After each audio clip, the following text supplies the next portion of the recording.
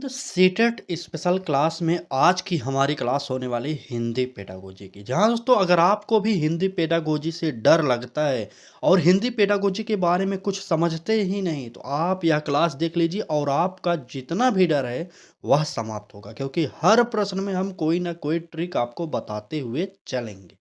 तो चलिए क्लास को स्टार्ट कर देते हैं और पहला प्रश्न देखते हैं। क्योंकि समय हमारा बहुमूल्य है, एक भी सेकंड का समय हमारा वेस्ट नहीं जाना चाहिए। पूरी क्लास को ध्यान से देखिएगा। अगर आपने इस क्लास को ध्यान से देख लिया तो यकीन मानिए आपके लिए यह हिंदी पेडागोजी का ब्रह्मास्त्र होने वाला है। चलिए पहला प्रश्न देखते हैं। आज कई सारे प्रश्न हम आपके लिए लेकर आए हैं जो कि थोड़े से कठिन वाले भी हैं और मीडियम में भी हैं, ठीक है। तो इस प्रकार के देखिए बहुत सारे प्रश्नों को आज की क्लास में हम लेकर आए हैं आपके लिए। चलिए देखते हैं, क्लास को शुरू करते हैं और पहला प्रश्न देखते हैं। चलिए, ये रहा हमारा पहला प्रश्न और क्या कहा जा रहा है देखिए। कह रहा है कि भाषा अधिगम की कौन सी प्रक्रिया सबसे अधिक सामाजिक अंतःक्रिया पर आधारित है। बहुत ही इंपॉर्टेंट, पहला ही प्रश्न इंपॉर्टेंट, नोट कर लीजिए आप लोग। क्या कह रहा है, भाषा अधिगम की कौन सी प्रक्रिया सबसे अधिक सामाजिक अंतःक्रिया पर आधारित है। ए ऑप्शन कह रहा है कि अनुकरण, बी ऑप्शन सुदृढ़ीकरण, सी ऑप्शन सामाजिक संरचनावाद और डी ऑप्शन व्यवहारवाद। चलिए जल्दी से बता दीजिए इसमें से उत्तर हमारा कौन सा सही हो जाएगा। तो देखिए यहाँ पर सबसे अधिक सामाजिक अंतःक्रिया पर आधारित की बात कर रहा है। ए ऑप्शन क्या कर रहा है, अनुकरण, सामाजिकरण में अनुकरण की इस प्रश्न के अकॉर्डिंग उत्तर नहीं होगा। सुदृढ़ीकरण, इसमें सुदृढ़ीकरण की कोई बात ही नहीं किया जाएगा। सामाजिक संरचनावाद, बिल्कुल सही, सामाजिक अंतःक्रिया की बात कर रहा है तो सामाजिक संरचनावाद हमारा उत्तर बिल्कुल सही होने वाला है। यहाँ पर नोट कर लीजिए पहले प्रश्न का उत्तर जो होगा सी ऑप्शन सही होगा, व्यवहारवाद नहीं होगा। आपको एक बात और पता होना चाहिए कि व्यवहारवाद के जनक कौन है, तो वाटसन महोदय है व्यवहारवाद के जनक। ठीक, वाटसन महोदय को व्यवहारवाद का जनक कहा जाता है, आपको यह भी जानना चाहिए। और हमारे पहले प्रश्न का जो उत्तर होगा वह होगा सी ऑप्शन, नोट करिए क्योंकि इंपॉर्टेंट है आपके लिए। चलिए आगे बढ़ते हैं, अगला प्रश्न देखते हैं क्या कह रहा है। अगले प्रश्न में कहा जा रहा है कि बालक की भाषाई त्रुटियों को शिक्षक को किस रूप में देखना चाहिए। बालक जो भाषाई त्रुटि करता है वह अगर आप एक टीचर होंगे तो किस रूप में उसे देखेंगे, ये आपसे पूछा जा रहा है। ए ऑप्शन क्या कर रहा है, असफलता के रूप में, बी ऑप्शन दंडनीय व्यवहार के रूप में, सी ऑप्शन सीखने की प्रक्रिया के चरण के रूप में और डी ऑप्शन अनुशासनहीनता के रूप में। चलिए तुरंत कमेंट करिए और बताइए कि कौन सा उत्तर हमारा सही हो जाएगा।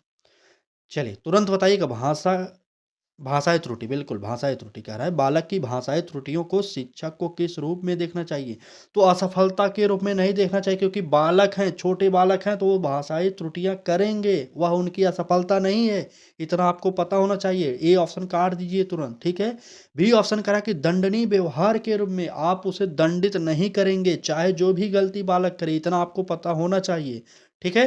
तो यहाँ पर बी ऑप्शन को भी काटिए। सी ऑप्शन करा कि सीखने की प्रक्रिया के चरण के रूप में, बिल्कुल सही, ये हमारा ऑप्शन सही हो सकता है। डी ऑप्शन करा कि अनुशासनहीनता के रूप में, बिल्कुल नहीं, ये हमारा गलत हो जाएगा। तो यहाँ पर हमने जितने भी नेगेटिव शब्द आपको बताए हैं ना, वो सारे के सारे आप नोट करते हुए चलिएगा, क्योंकि यही वो ट्रिक है और अलग से ट्रिक नहीं होने वाले। जो नेगेटिव शब्द हैं उसे एक तरफ लिख लीजिए और जो पॉजिटिव शब्द है उसे एक तरफ रफ कॉपी में लिखते हुए चलिए, क्योंकि आखिरी में अगर आप अंतिम समय में जब नोट्स पढ़ना चाहें तो यही पढ़िए सिर्फ। ठीक, इससे लगभग 70% तैयारी आपकी हो जाएगी पॉजिटिव और नेगेटिव शब्दों को जानने के बाद। चलिए अब इसका प्रश्न उत्तर देखिए क्या सही हो रहा है। सी ऑप्शन सही हो रहा है। कैसे, क्योंकि भाषाई त्रुटियों को शिक्षक किस रूप में देखेगा ये आपसे पूछा जा रहा है, तो बिल्कुल सीखने की प्रक्रिया के चरण के रूप में आपको देखना है। सीखने की प्रक्रिया के चरण के रूप में क्यों देखना है, कई लोग ऐसे पूछेंगे। तो देखिए बालक सबसे पहले कोई भी कार्य करेगा तो उसमें त्रुटि करेगा, बालक त्रुटि के माध्यम से ही सीखता है, ठीक है। गलती करके बालक सीखता है, ये आपको पता होना चाहिए। इतना आपको हमेशा के लिए अपने दिमाग में बैठा लेना है कि बालक गलती पहले करेगा तब सीखेगा, ठीक है। स्टार्टिंग में बालक यही करता है। चलिए आगे बढ़ते हैं और अगला प्रश्न देखते हैं। देखिए ये क्लास दोनों के लिए, भाई साहब कमेंट मत करिए। हमने आपसे पहले भी बताया कि हिंदी, सीडीपी और मैथ ये दोनों पेपरों के लिए इम्पोर्टेंट है, पेपर 1 और पेपर 2 दोनों के लिए, ठीक है। हिंदी पेडागोजी तो करा रहे हैं, सीडीपी पेडागोजी तो ब्रह्मास्त्र क्लासेस आपके लिए प्रोवाइड कर रहे हैं और मैथ पेडागोजी भी ला रहे हैं। बहुत जल्द आपके लिए क्लासेज हो रही हैं मैथ पेडागोजी की, ठीक है। और ईबीएस की क्लासेस भी चल रही हैं। तो मतलब 4-5 सब्जेक्ट की क्लासेज आपके लिए ऑलरेडी प्रोवाइड की जा रही हैं। आप जुड़े हैं हमारे साथ, देखिए क्लासेज को, ठीक है। चलिए बात करते हैं अगले प्रश्न की। तो कह रहा है कि वाइगोत्स्की के अनुसार भाषा विकास का सबसे महत्वपूर्ण साधन क्या है? आप एक बात और नोट करिए, अगर आपसे पूछा जाए कि भाषा विकास का सिद्धांत किसने दिया था, तो वो थे हमारे चौमस्की महोदय, ठीक है। इनका नाम जानते रहिएगा, चौमस्की महोदय ने भाषा विकास का सिद्धांत दिया था, ठीक। लेकिन यहाँ पर वाइगोत्स्की के अनुसार पूछा जा रहा है, तो देखिए पाठ्य पुस्तक होगा, शिक्षक होगा, सामाजिक संवाद होगा या अभ्यास कार्य होगा। चलिए थोड़ा सा हमारी ट्रिक को यूज करिए, लॉजिक लगाइए, उत्तर साफ निकल जाएगा तीसरे प्रश्न का। जल्दी से बताइए। चलिए एबीसीडी जो भी उत्तर आपको लग रहा हो तुरंत बताइए, कमेंट करिए। देखिए वाइगोत्स्की महोदय ने सामाजिक सांस्कृतिक संरचना का सिद्धांत दिया था, ठीक है। सामाजिक सांस्कृतिक विकास का सिद्धांत देने वाले हमारे जो मनोवैज्ञानिक थे वो थे वाइगोत्स्की महोदय। तो ये हमेशा किसकी बात करते हैं? समाज की बात करते हैं। यही बस इतना ही ट्रिक काम करना था आपको, यहाँ पर सामाजिक संवाद पर ही टिक कर देना चाहिए था, ठीक। चलिए फिलहाल इस प्रश्न का उत्तर हमारा सामाजिक संवाद, उत्तर सी सही हो जाएगा। आगे बढ़ते हैं, अगला प्रश्न देखते हैं क्या कह रहा है। अगले प्रश्न में कहा जा रहा है, चौथे प्रश्न में, हिंदी भाषा शिक्षण में संपूर्ण भाषा दृष्टिकोण का मुख्य उद्देश्य है। क्या उद्देश्य है बताइए। ए ऑप्शन कह रहा है कि व्याकरण नियम रटवाना, बी ऑप्शन कह रहा है कि भाषा को जीवन से जोड़ना, सी ऑप्शन केवल लेखन कौशल विकसित करना और डी ऑप्शन कह रहा है कि परीक्षा परिणाम सुधारना। चलिए तुरंत बताइए कि कौन सा इस प्रश्न का हमारा उत्तर सही होने वाला है। देखिए यहाँ पर बात किया गया था किसका? संपूर्ण भाषा दृष्टिकोण का मुख्य उद्देश्य। अब देखिए ए ऑप्शन क्या कह रहा है कि व्याकरण नियम रटवाना, आप कभी भी रटवाने की बात नहीं करेंगे, काट दीजिए। बी ऑप्शन कह रहा है कि भाषा को जीवन से जोड़ना, ये हमारा ऑप्शन हो सकता है। लेकिन सी ऑप्शन कह रहा है कि केवल लेखन कौशल को विकसित करना, तो बिल्कुल नहीं। संपूर्ण भाषा दृष्टिकोण का सिर्फ लेखन कौशल से बात किया जाए ऐसा नहीं है, ठीक है। सी ऑप्शन गलत होगा। डी ऑप्शन कह रहा है कि परीक्षा परिणाम, तो बिल्कुल नहीं। परीक्षा परिणाम की हमारे सीटेट में बात ही नहीं की जाती, ठीक। तो यहां से हमारा उत्तर साफ हो जाएगा, क्या? बी ऑप्शन सही हो जाएगा, भाषा को जीवन से जोड़ना, यानी बी ऑप्शन सही हो जाएगा, ठीक। चलिए अगला प्रश्न देखेंगे क्या कह रहा है अगले प्रश्न में। तो अगले प्रश्न में कहा जा रहा है कि निम्न में से कौन सी गतिविधि सृजनात्मक लेखन को बढ़ावा देती है? सृजनात्मक लेखन को बढ़ावा कौन सी देगी आप बताइए।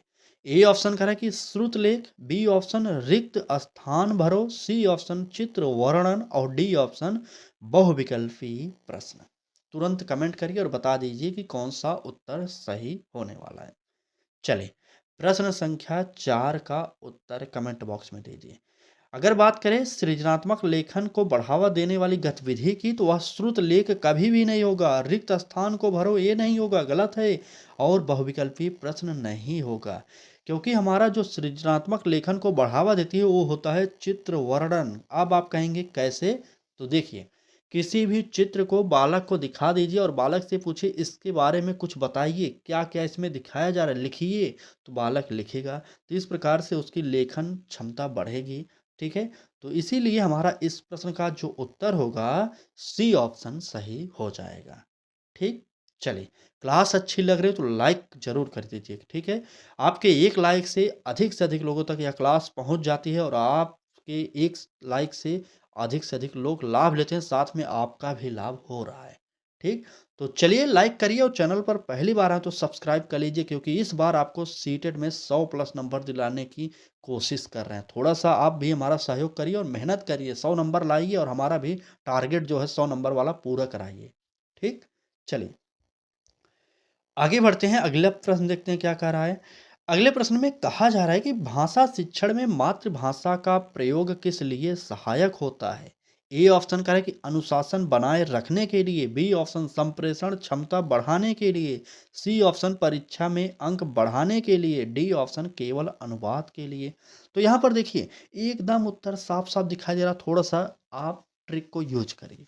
चलिए कमेंट में बताते रहिए आप लोग उत्तर कौन सा सही हो रहा है, क्योंकि काफ़ी लोग थे हिंदी बोले थे सरल सरल करा रहे हैं, हमने सोचा कि दो चार क्लासेज कठिन वाले भी करा दें। तो चलिए कठिन वाले प्रश्नों का उत्तर जल्दी से कमेंट बॉक्स में बताइए। चलिए तुरंत बताइए। ए बी सी डी, बिल्कुल बिल्कुल। चलिए देखिए केवल अनुपात के लिए डी ऑप्शन कह रहा है तो काट दीजिए, क्योंकि यह निगेटिव है, हमारा मातृभाषा का प्रयोग इसीलिए सहायक नहीं कि अनुवाद किया जाए, तो बिल्कुल नहीं, ये काट दीजिए। सी ऑप्शन कह रहा है कि परीक्षा में अंक बढ़ाने के लिए, तो बिल्कुल नहीं, काटिए, नेगेटिव है ये शब्द। और ए ऑप्शन कह रहा है कि अनुशासन बनाए रखने के लिए। हमने आपसे बार बार कहा कि आप अनुशासन नहीं बनाएंगे क्लास में, इतना जानते रहिएगा, ठीक है। वैसे तो हमारे साधारण में देखा जाए तो हर क्लास में टीचर अनुशासन बनाता है, बालक को डराता धमकाता है, ठीक है, क्लास में, ताकि बालक पढ़े। लेकिन सीटेट ऐसा नहीं कहता, सीटेट के अकॉर्डिंग आपको बालक को डराना नहीं, न ही क्लास को अनुशासित करना है, ठीक है। तो इस प्रकार से हमारा ए ऑप्शन कट जाएगा, बी ऑप्शन सही होगा। कैसे? संप्रेषण क्षमता बढ़ाने के लिए, यही हमारा ऑप्शन बी सही होगा, बी, ठीक है, बी। चलिए भाषा शिक्षण में मातृभाषा का प्रयोग इसलिए किया जाता है ताकि संप्रेषण क्षमता बढ़ाया जा सके, ठीक है। तो दूसरा ऑप्शन हमारा सही हो जाएगा। आगे बढ़ेंगे, अगला प्रश्न देखेंगे क्या कह रहा है। तो अगले प्रश्न में कहा जा रहा है कि त्रुटि विश्लेषण का उद्देश्य है। क्या उद्देश्य है आप बताइए। ए ऑप्शन कह रहा है कि छात्रों को दंडित करना, बिल्कुल नहीं, दंडित आप नहीं करेंगे, पनिशमेंट कभी भी नहीं दे सकते, आप इतना जानते रहिए, ठीक है। बी ऑप्शन कह रहा है कि पाठ्यक्रम पूरा करना, बिल्कुल नहीं, पाठ्यक्रम की बात नहीं होगा, क्योंकि यहाँ पर त्रुटि विश्लेषण की बात कर रहा है, ठीक है। तो इस प्रकार से आप निगेटिव शब्दों को छांटिए, ठीक। अगर आप पहली बार जुड़े तो कोई टेंशन मत लीजिए, 2-3 क्लासेस देखिए, आप भी उत्तर निकाल लेंगे। लेकिन जो लोग पुराने हैं वो लोग फटाफट कमेंट करते हुए चलिएगा, ठीक है। चलिए सी ऑप्शन करा कि सीखने की कठिनाइयों को समझना, ये हमारा ऑप्शन हो सकता है, लेकिन डी ऑप्शन को देखना पड़ेगा क्या कह रहा है। कमजोर छात्रों को अलग करना, समावेशी शिक्षा इसका विरोध करती है कि कमजोर छात्रों को अलग नहीं करेंगे, ना ही जबर छात्रों को कुछ, मतलब मजबूत जो है पढ़ने में ठीक ठाक है, तेज गति वाले हैं पढ़ने में, उन्हें ना तो अलग सुविधा देंगे। तो इसलिए हमारा समावेशी शिक्षा के अकॉर्डिंग यह ऑप्शन डी भी कट जाएगा।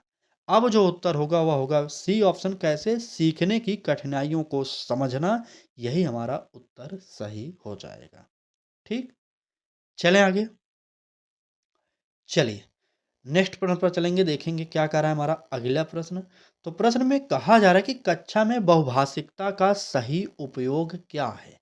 ए ऑप्शन कह रहा है कि केवल मानक भाषा पर जोर, बी ऑप्शन कह रहा है कि अन्य भाषाओं को नज़रअंदाज करना, सी ऑप्शन कह रहा है कि भाषाओं की तुलना द्वारा सीखना, और डी ऑप्शन मातृभाषा पर प्रतिबंध लगाना।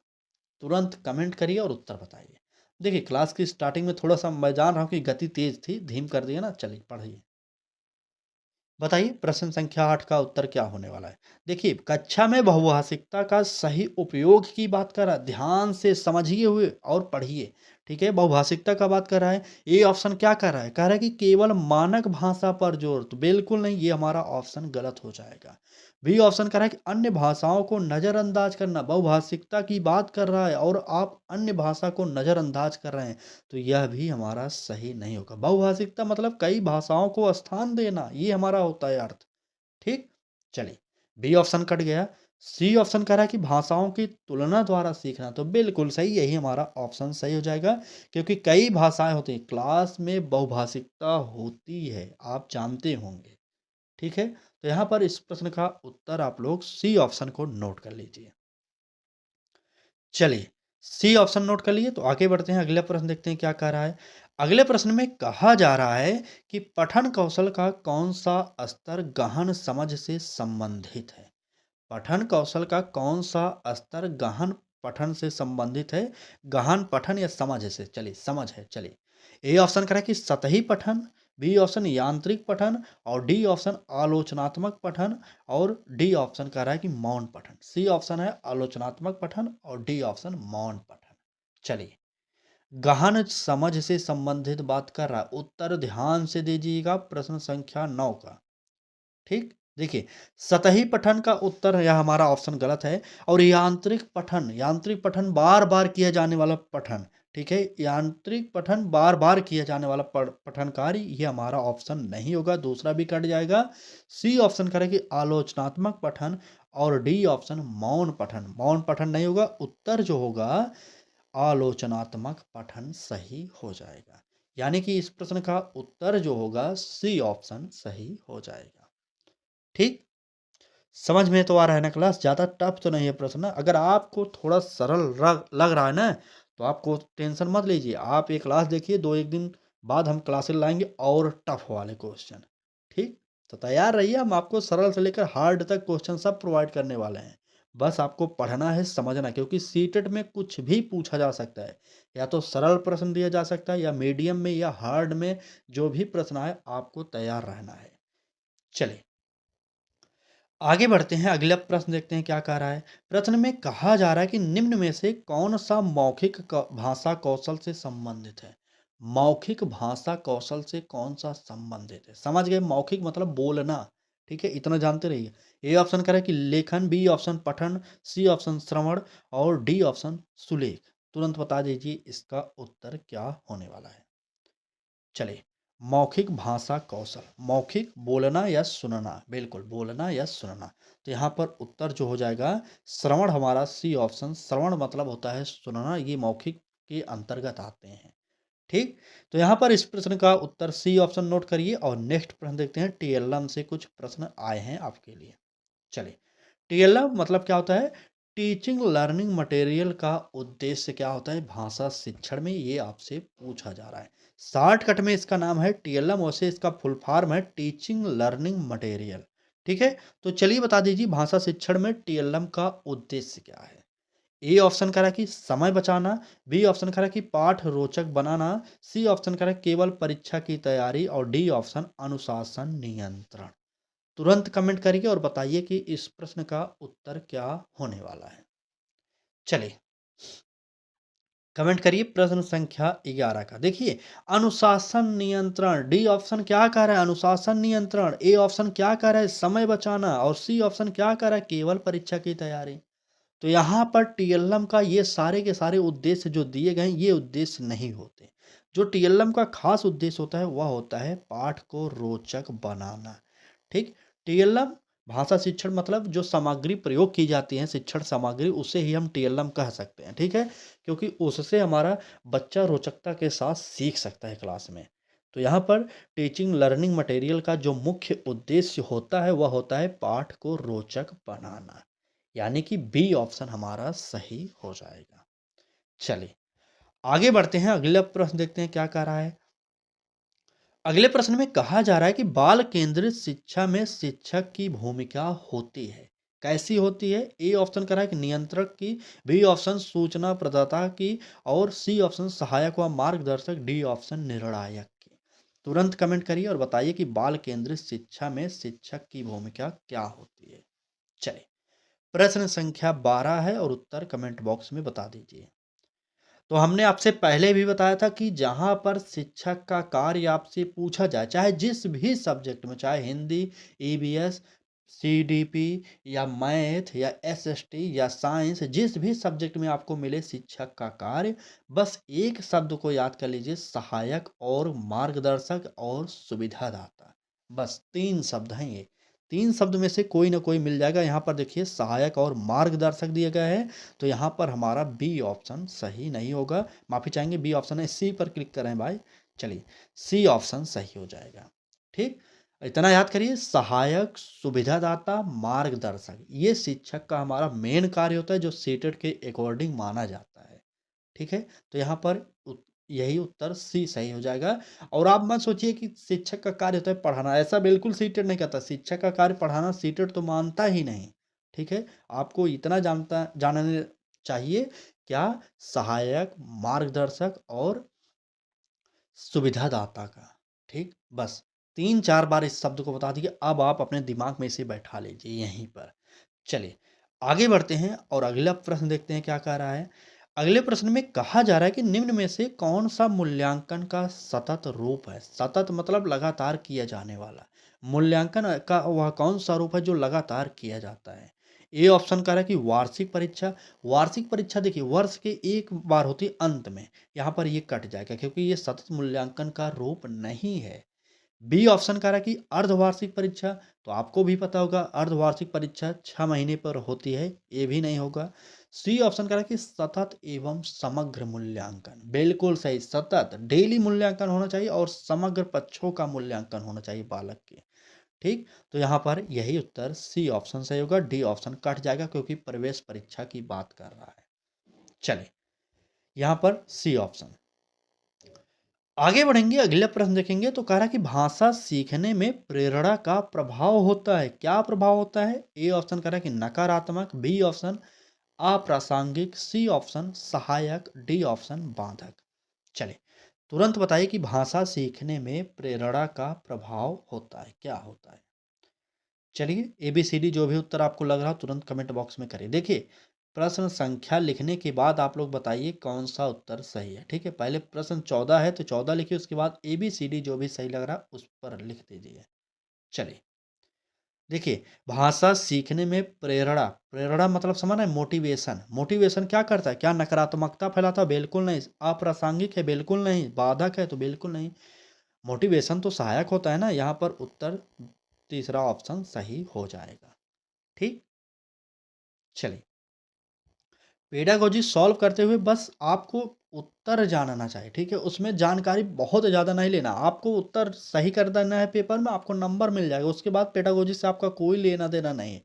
ठीक है, तो हमारी ट्रिक यही है, हमारी कोशिश यही है कि आपको सिर्फ उत्तर निकालने की प्रक्रिया जो है वह समझाई जाए। कैसे निकाल सकते हैं आप, कैसे पॉजिटिव शब्दों को खोज सकते हैं, कैसे नेगेटिव शब्दों को हटा सकते हैं। बस यही हमारा समझाने का उद्देश्य है। इसलिए हम हर सब्जेक्ट आपके लिए ला रहे हैं, हर सब्जेक्ट की ट्रिक बना रहे हैं, उसके बाद आपके सामने रख रहे हैं। ठीक, चलिए बात करेंगे अगले प्रश्न की। तो कह रहा है कि कक्षा में संवाद आधारित शिक्षण का लाभ है। क्या लाभ है। ए ऑप्शन शोर बढ़ता है, बिल्कुल नहीं। बी ऑप्शन कह रहा है कि शिक्षक का नियंत्रण घटता है, तो बिल्कुल नहीं। और सी ऑप्शन कह रहा है भाषा प्रयोग बढ़ता है, और डी ऑप्शन पाठ्यक्रम अधूरा रहता है। चलिए सी और डी में से कौन सा उत्तर सही होगा ये आप बताइए। चलिए 5 सेकंड का समय लीजिए और उत्तर बताइए तुरंत। चलिए फटाफट कमेंट करिए। चलिए बी सी डी। भाई साहब हमने तो ए और बी तो काट दिया ना, सी डी में से बताइए कौन सा उत्तर होगा। तो बिल्कुल हमारा पाठ्यक्रम अधूरा रहता है, ऐसा नहीं होगा। हमारा सी ऑप्शन सही होगा क्योंकि कह रहा है कि कक्षा में संवाद आधारित शिक्षण का लाभ जो है वह भाषा प्रयोग बढ़ता है।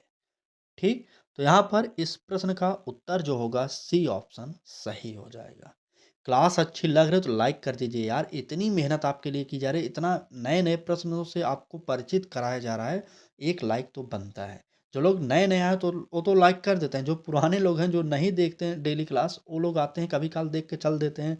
क्लास अच्छी लगती है फिर भी नहीं लाइक करते यार।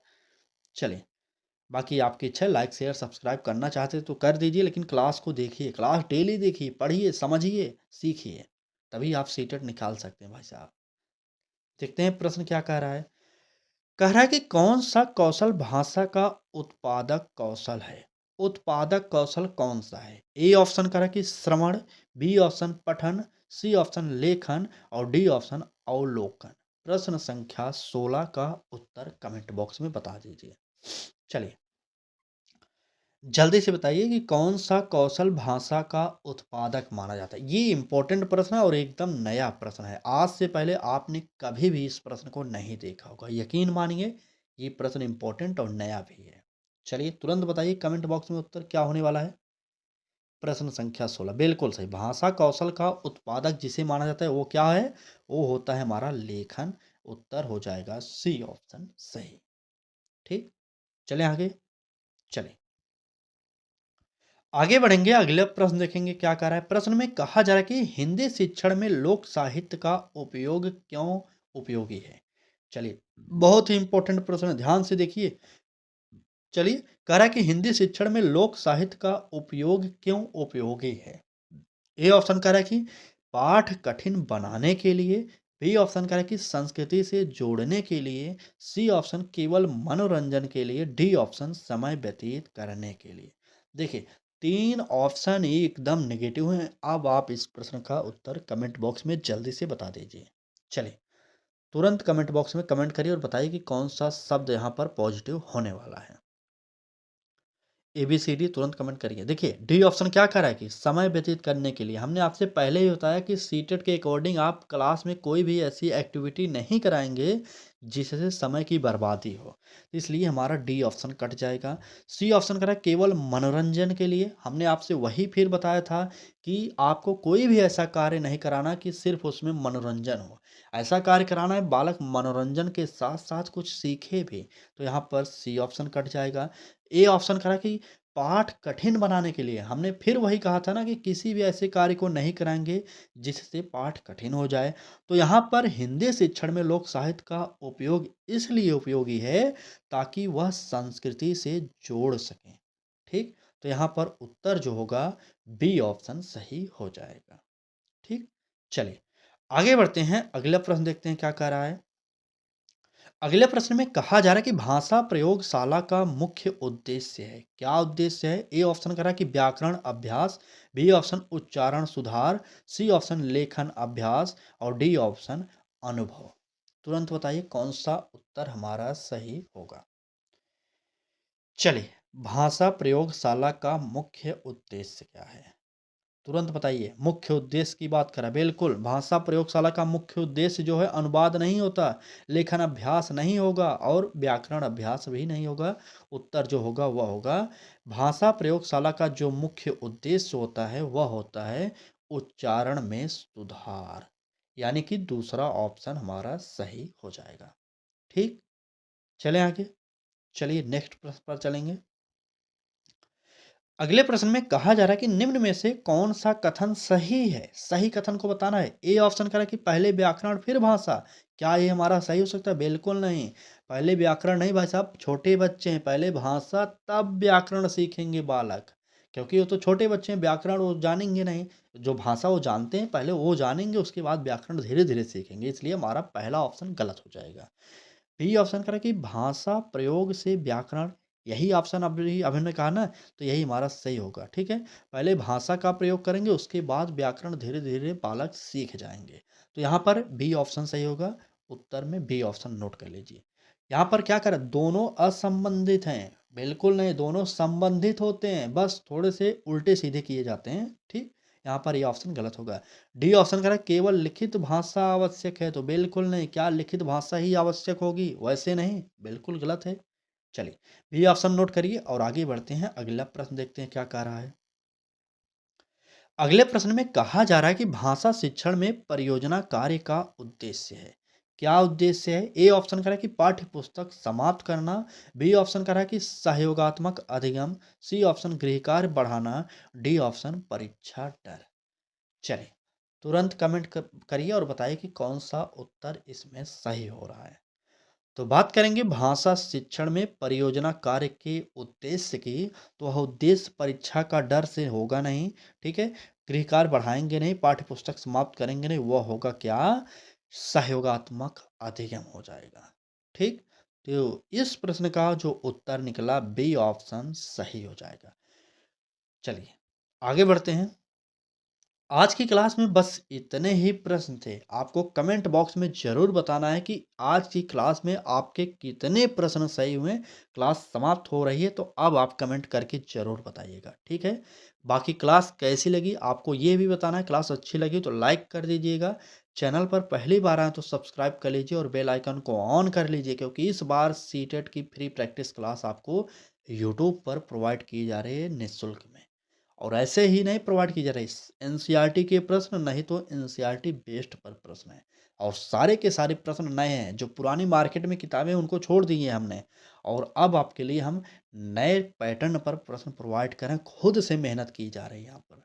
ठीक, तो चलिए, लाइक शेयर सब्सक्राइब करिएगा। क्लास अच्छी लगी तो बताइएगा। कल फिर मिलेंगे एक नए क्लास के साथ। तैयार रहिएगा, महत्वपूर्ण श्रृंखला के साथ आएंगे आपके सामने। तब तक पढ़ाई करते रहिए, पढ़ाई करिए। सिर्फ़ आपको पता है ना कि आपको 8 फरवरी को पेपर दे देना है, उसके बाद आप कुछ दिन के लिए आराम कर सकते हैं, लेकिन अभी आप आराम मत करिए। जितना अधिक से अधिक एफ़र्ट लगा सकते हैं लगाइए, मेहनत करिए, तभी आपका स्कोर अच्छा होगा और आपको लाभ मिलने वाला है उसका। ठीक? चलिए, आज की क्लास में बस इतना ही। क्लास कैसी लगी कमेंट में बताइएगा। धन्यवाद।